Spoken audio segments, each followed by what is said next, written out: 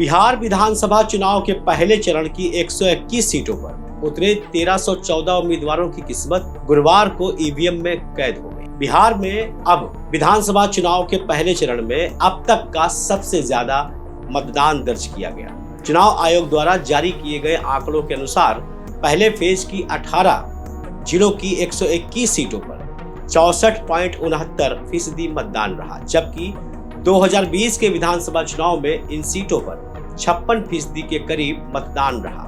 पहले फेज की वोटिंग के बाद समाजवादी पार्टी के मुखिया अखिलेश यादव ने बड़ा प्रेडिक्शन कर दिया है।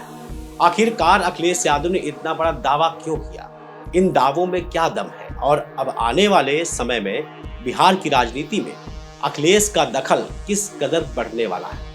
नमस्कार, मैं हूं पीयूष मणि अवस्थी, आप देख रहे हैं इंडिया जंक्शन। दरअसल उधर बिहार के चुनाव संपन्न हुए तो इधर अखिलेश ने एक बड़ा दावा कर दिया।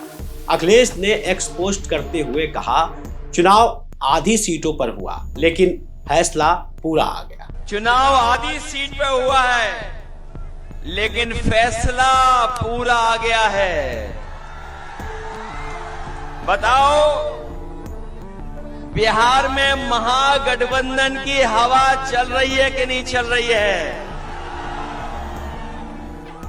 याद रखना, जब सरकार बदलेगी तब बिहार बदलेगा। और इस बार नौजवान, नई उम्र के, नई सोच के बिहार को नया बनाने वाले और आगे बढ़ा करके ले जाने वाले नौजवान साथी तेजस्वी मुख्यमंत्री बनने जा रहे हैं। बिहार में महागठबंधन की सरकार बन रही है।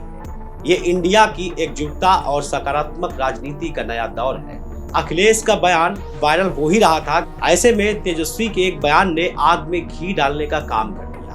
आरजेडी इंडिया गठबंधन के मुख्यमंत्री पद के उम्मीदवार तेजस्वी यादव ने कहा, मैं बम्पर वोटिंग के लिए बिहार की जनता को सलाम करता हूं। अब मैं विश्वास के साथ कह सकता हूं कि आपने महागठबंधन की जीत पक्की कर दी। मतलब महागठबंधन अपनी जीत को लेकर पूरी तरह मजबूत दिख रहा है, लेकिन दूसरी तरफ भाजपा के बड़े नेताओं का मानना है कि महागठबंधन की सरकार बिहार में दूर दूर तक ताल्लुक नहीं रखती। यही नहीं, बिहार चुनाव में पहुंचे बीजेपी के दिग्गज नेताओं ने तो ये तक भविष्यवाणी कर दी कि उत्तर प्रदेश में भी वो होने वाला है जो अब तक नहीं हुआ।